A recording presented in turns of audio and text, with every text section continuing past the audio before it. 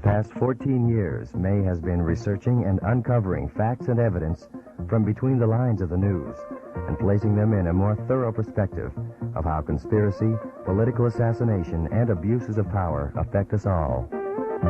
Dialogue Conspiracy originates with KLRB-FM in Carmel, California. And now, Mae Brussell. Good evening. This is Mae Brussell in Carmel, California. It's Dialogue Conspiracy number 297. It's November 27th, 1977.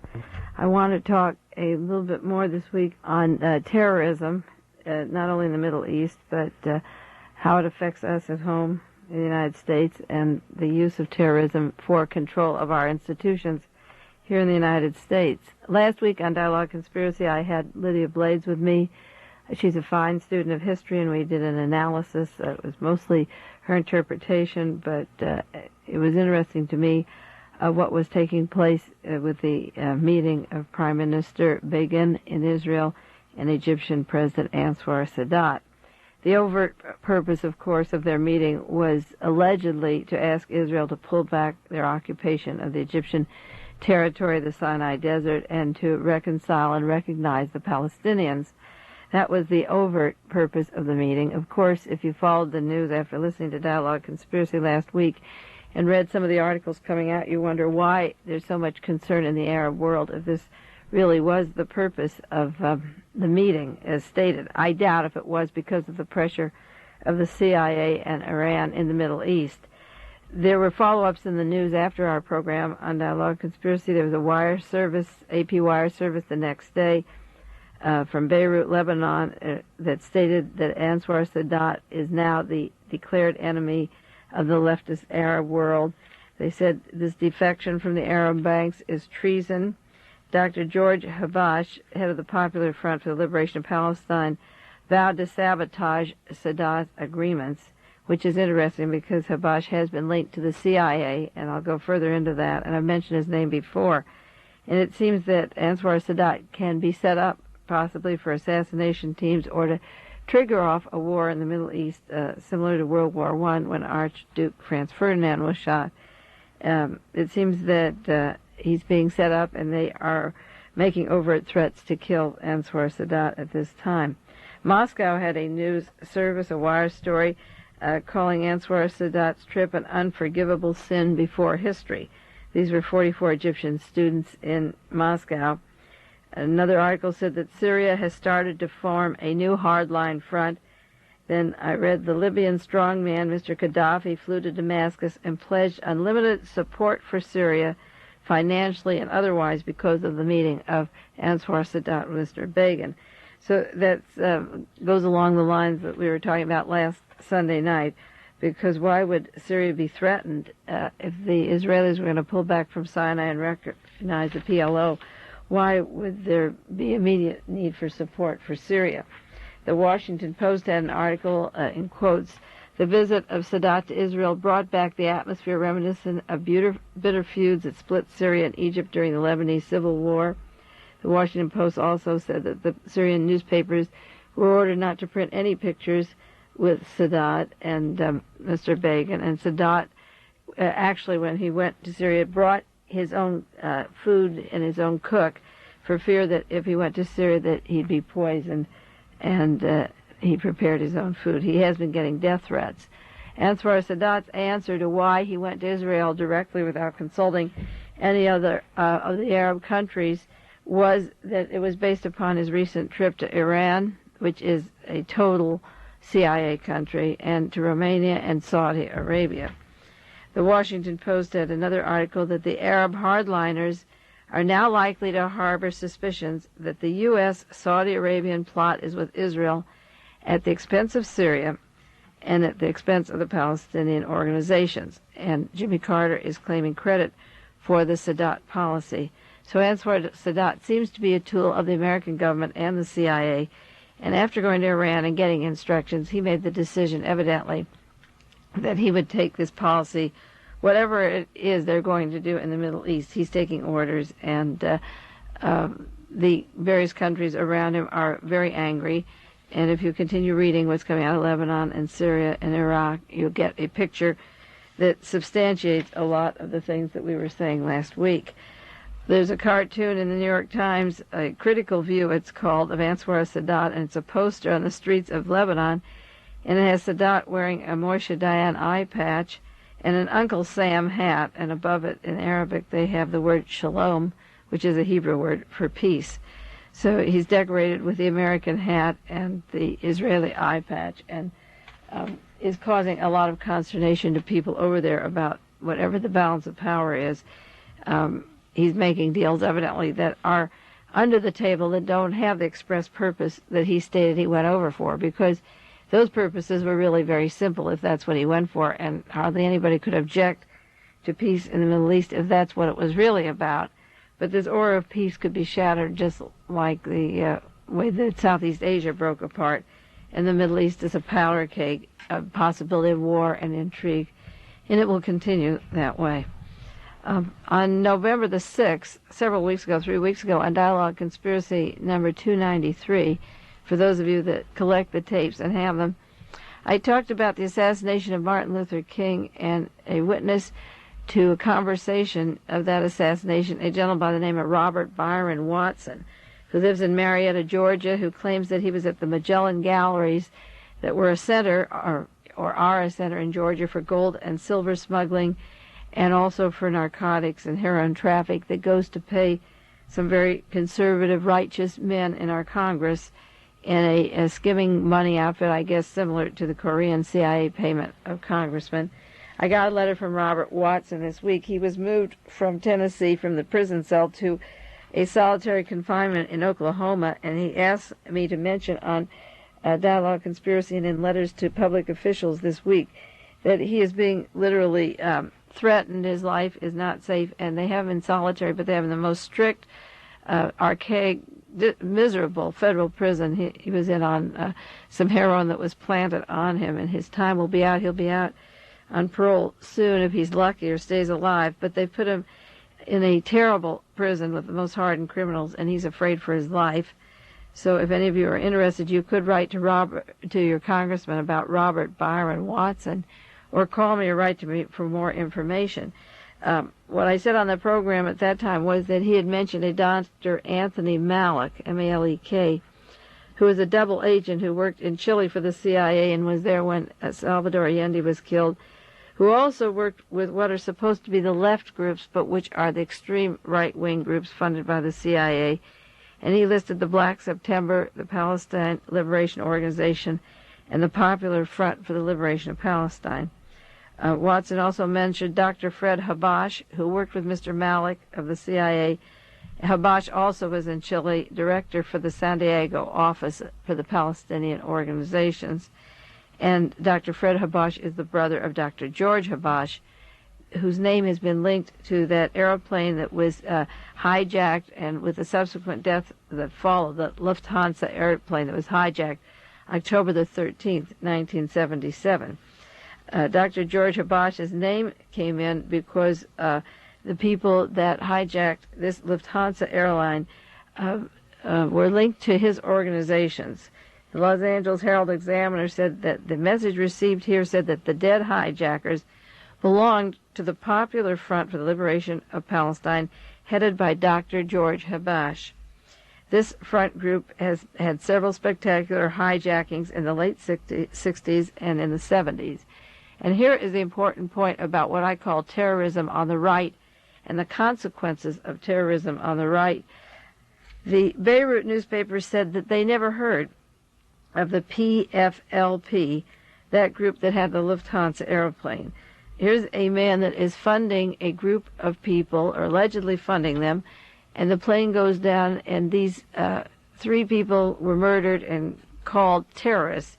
And yet there's every indication that the funding of these people that caused this consternation and all the publicity on terrorism and the consequences of it in the news media with the police force comes from rightist organizations. As I say, the Beirut sources said they have never heard of this group, their operations, but they believed it was headed by Mr. Haddad, the same Mr. Haddad who's mentioned in the Chile operations and working with the CIA, and with Mr. Habash, a former associate of Mr. Habash. Now, that Lufthansa airplane that was hijacked to Somali had 3 people that were killed. 1 woman hijacker survived, but the background on these people was interesting. The people that were representing this Popular Front for Liberation Palestine were a splinter group just like the SLA that was never heard of by the officials before. The captain of the airplane carried a Dutch passport, and there's been so much espionage coming out of from Prince Bernhard and the Trilateral Commission out of Holland. It's interesting that he had a Dutch passport. He went under the name of Johannes Gertis, that was his alias, trained in the London Aviation School as an engineer. He was killed. 3 others were killed who had Iranian passports. Now, we know that Richard Helms is now working for the Shah of Iran in the United States and was the ambassador to Iran when the Watergate story broke. He left quickly and went on to Iran because that's where the action and counterintelligence is going to be, and the expertise of our CIA, former CIA director, Richard Helms, is needed. This Popular Front group broke off from any Palestinian group. As I say, it was a strange group, and the 3 people that were killed on the spot, one was the pilot, a London-trained engineer with a Dutch passport. There was a woman named Nadia, 21 years old, who studied economics, a student of economics, and Nabi, who also had an Iranian passport, was living in the Christian area of Lebanon and studied in Tripoli. They were not Palestinians. They had Dutch and Iranian passports, all of them. And 3 were dead. 1 was hospitalized, so there was no way to link them to Dr. George Habash or to Dr. Haddad and the various right-wing CIA-funded operations. By killing these hijackers, the links are cut off, even though they weren't known previously. Now, the importance of the Lufthansa going down at that time and causing this consternation of our news, we see the evening television, if you watch it, maybe you don't, the covers of Time and Newsweek, and the big story, again, is terrorism. The effect of terrorism affects our lives at home. The Lufthansa hijacking isn't just an isolated incident. The way it affects our lives is exemplified in a convention that was held in October, the same week that the Lufthansa was taken down, and these people from Iran and Holland with their passports caused these problems with that airplane. That same week in San Juan, Puerto Rico, was a meeting of top officials, quote officials, but obviously from the CIA fronts, to meet in San Juan, Puerto Rico over a subject which is described in a large article in the Washington Post called Controlling Terrorists Poses a Dilemma for Democracy. Prominent government and industry consultants met in Puerto Rico, and their purpose was to how to handle their mutual frustrations about terrorism. And the conclusions they had at this convention were that the industrial democracies, such as the United States and West Germany, are now in conflict with the necessary measures to control terrorists. In other words, democracy can't survive if you give in to the terrorists, but democracy is too weak to handle the terrorists. Now, we know what Adolf Hitler did with terrorism, with the Reichstag fire, blaming the left, arresting the left, and taking them off. And out of the woodworks come people with the mentality of Adolf Hitler on the solution for terrorism, and the conclusion of their convention was, of course, that maybe we should give up our freedom and have more surveillance, more wiretapping, opening of mail. And this convention was timed the same week that this, as I say, this Lufthansa airplane was hijacked. One of the speakers at the convention was Aaron Katz, K-A-T-Z-H, who organized the conference, and he began by saying, the terrorist is the cutting knife against the throat of civilization, and began to attack the terrorists. And he said, the species cannot survive, the human species cannot survive if we have these terrorists. We have to handle them with measures that are very extreme. This was the suggestion about handling these terrorists. Now, the same time the conference was taking place and the Lufthansa went down, just 4 days before the start of the conference, the president of the San Juan, Puerto Rico chapter of the Federal Bar Association was assassinated. His name is Alan Randal, and he's an attorney, and he was murdered. And left on him at the time of his murder was a note by an unidentified group that was never heard before, just as the SLA was never heard of, or that Palestinian group were not heard of before. And the note mentioned the conference that was going to take place. Now, this kind of assassination before a meeting or an action is typical of CIA violence. At the time that Fred Hampton and Mark Clark were killed in Chicago, the Black Panthers, the police were told that these men had killed a police officer a short time before. So when they went in and machine gunned the beds with a vengeance, they were getting even for their brother who was shot. Just before the shootout in L.A., when the SWAT teams set fire to that home and the LAPD murdered the 6 people inside of the house, they were told that Donald DeFreeze had killed a cop just a short time before, and then it turned out to be untrue, and they went in with a vengeance. Well, when this committee met in San Juan, Puerto Rico, just 4 days before this Alan Randal was murdered, the attorney with a note identifying to some leftist group that doesn't exist, but which causes a counter-reaction at the meeting. And the panelists all agreed unanimously, under tight security after the death of Alan Randal, that to control terrorism, we need more infiltration, we need more surveillance of organizations, that the FBI and CIA have been abandoned because we said they were intruding into our privacy, and that we're literally cutting them off, and we shouldn't be afraid of the FBI or the CIA or our First Amendment or our civil rights because, as they said at the meeting, look at the terrorists. Now, the well-known Stefan Pisani from Stanford Research Institute gave a speech. He's from the think tank that has the bulwark of czarists and pro-Nazis, well-known students of terrorism, but victims of communists taking over their country, and they're extreme right-wing, and they will do anything to get back this territory or avenge the takeover of their home grounds, particularly in Tsarist Russia. Mr. Pisani from Stanford said at the conference, and this is a quote, "With limitations upon us and with a lack of legal rules and legal procedures or training, our law enforcement is in no position to suppress terrorists at the moment. You have a political problem on your hands." And he says it is politics because certain political parties could be soft on communism, and that would prevent the use of tools to bring terrorism under control. What we have to have, said Mr. Pisani from Hoover Institute of War and Peace, was more electronic surveillance, more mail openings, more telephone surveillance. We need new and more restrictive systems of passport surveillance. Then Patricia Attow, president of Research West, which I'm sure is a CIA front in California. It's called Research West, California-based company that advises business and concerned persons about kidnappings and sabotage, gave a speech. This party said we have a mania with privacy that has become a fraud on the American public. This is like 1984, and all of this comes because of these big kidnappings of planes that are financed by the CIA in the first place, and then the counter-reaction comes in at the time of their convention with the death of a lawyer and the Lufthansa kidnapped, and we get the pilot and the 3 people, the terrorists there, with their passports from Holland and Iran. And yet Patricia Howe says, Attowe, we have a mania with privacy that is a fraud.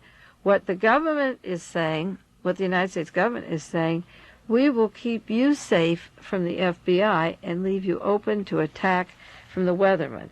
Now, I really seriously doubt that we would be attacked by these terrorists in the United States if we got rid of the FBI and the CIA. But Attow went on to say, he said, I hold here 2 urban guerrilla manuals that were published in California with details on how to make explosives and napalm. And he holds them for the convention and begins to tell you about them.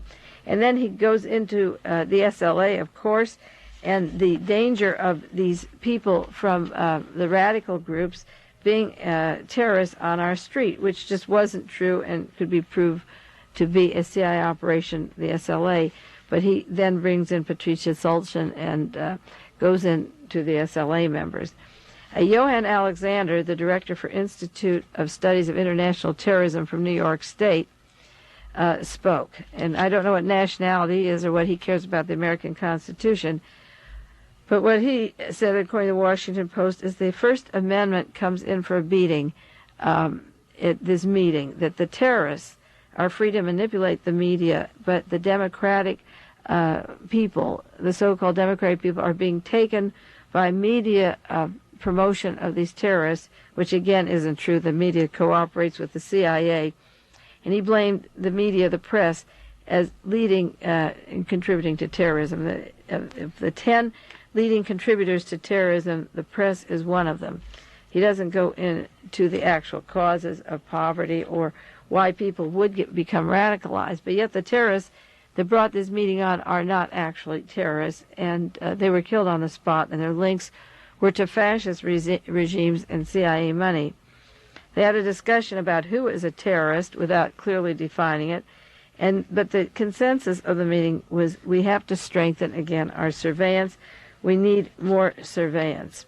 Now, Mr. Pisoni from Stanford University gave an analysis of terrorists, and he says they're more likely people who suffer from basic perversions, and he gives examples of the Meinhof gang without proving really who funded them, because all of them are dead and died in the jail. And again, Patrice Solzhenitsyn from the SLA. Mr. Pisoni said the key to terrorism is women who lead terrorist groups. They're usually bisexual females.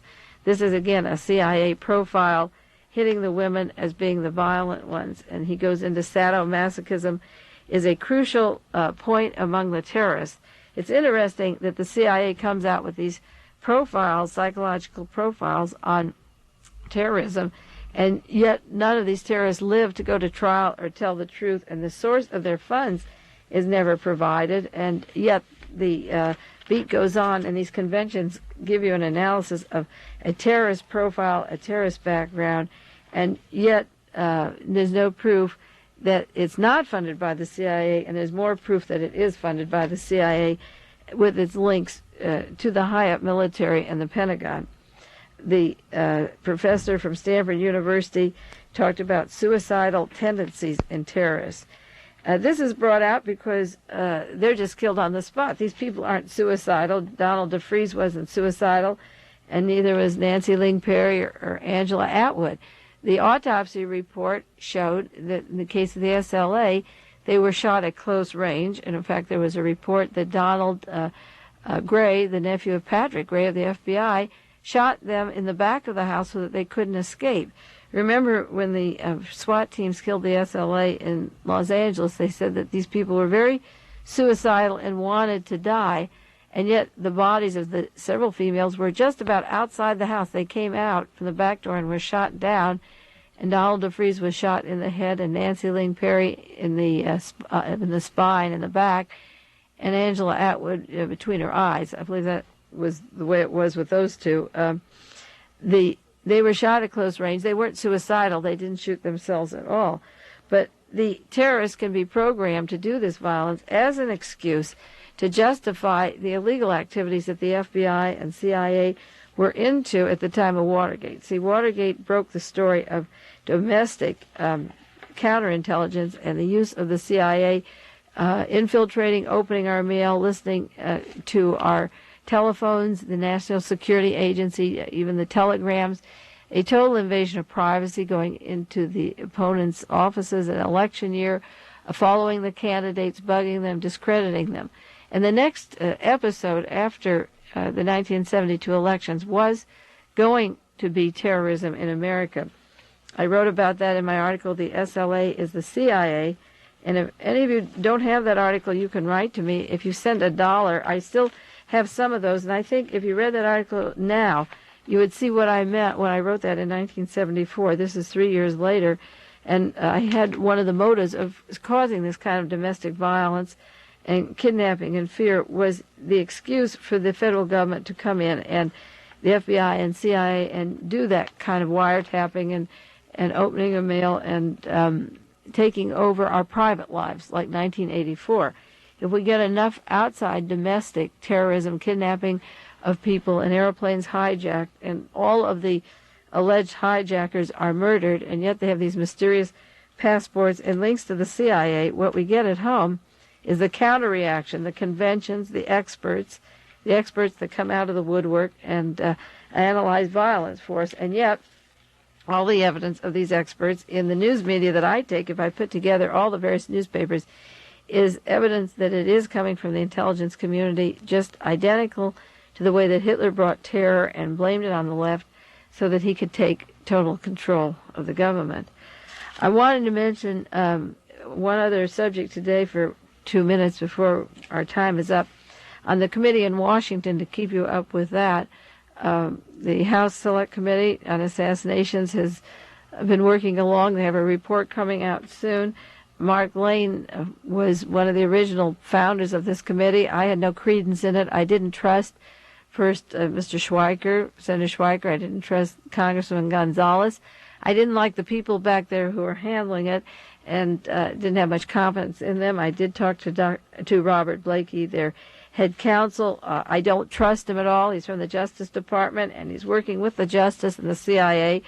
I think he's a miserable cover-up artist. Mark Lane has now divulged to Ted Gandolfo in New York City that he has no confidence in the committee at all. He thinks that they'll throw a lot of things under the rug. He mentioned that they want to hide the John Kennedy assassination, and they're emphasizing the Martin Luther King. They're both important, but the committee is throwing a lot of material away or not using it. Mark Lane went to see James Earl Ray and recorded hours of conversation with him and asked Ted Gandolfo to put this on the air and on tapes, and I will be playing some of it for you soon. He wants it disseminated around the world because he doesn't trust the committee. Originally, the men that worked with the committee swore of secrecy of what they were doing, but it seems that Mark Lane now wants the material out. And I wish that Congress would call off their investigation. I think something will come of it, but not the whole truth. And I know that the witnesses that I've mentioned on this program that were important to me, such as Gary Powers and George de Mohrenschildt and William Sullivan, have all been murdered. Just before they were brought to appear before the committee, they were murdered. It almost seems that if I give a profile or rundown on the next important witness, they'll be murdered. So let's say that I think Marina Oswald is probably the most important witness now, in Robert Mayu. If I were heading the committee back there, I would call Jacqueline Kennedy Onassis and Robert Mayu and Marina Oswald. And I will be sending information back them again on these people. And let's see what their longevity is. These are the next most important links, being as Gary Powers and William Sullivan and George de Mohrenschildt are dead. There are still some witnesses around that could tell the whole story, but it's very intimidating and frightening to see these witnesses murdered just before they testify or right after they testify, and it's harder to put the pieces together, of course, when they're dead. So I do keep up with what the committee's doing back there, and as I say, Harold Weisberg is very despondent about the committee. He's written books on the assassination, the series on whitewash, 4 of them, and one on Frame Up, Martin Luther King's assassination. He has nothing to do with the committee. Penn Jones has written 4 books, Forgive My Grief, and he doesn't work with the committee in Washington. We think they're all pretty bad cover-up artists, and it's pitiful the way they're going about their work. Well, that's it for tonight. This is Dialogue Conspiracy. I'll see you next week. This is Mae Brussell on KLRB, and we'll see you next Sunday night. Until then, take care and have a good rest of the holidays, and we'll be back next Sunday. You've been listening to Dialogue Conspiracy with Mae Brussell.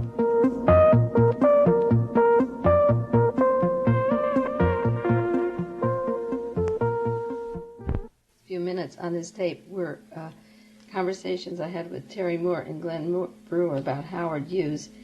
I had a few minutes because there was a commercial on KLRB, and this part of my cassette was still on the tape, and I thought you'd enjoy sharing it with me. It's Terry Moore, the actress who was married to Howard Hughes for 8 years, with Glenn Brewer, who was Hughes' aide, and they are conversing about, they're reminiscing about Howard Hughes and their experiences with him. As you hear on this tape are Glenn Brewer and Terry Moore, the actress, talking about Howard Hughes, about the reason that Hughes was going to move to Nevada and the control he could have over the 2 senators in Nevada.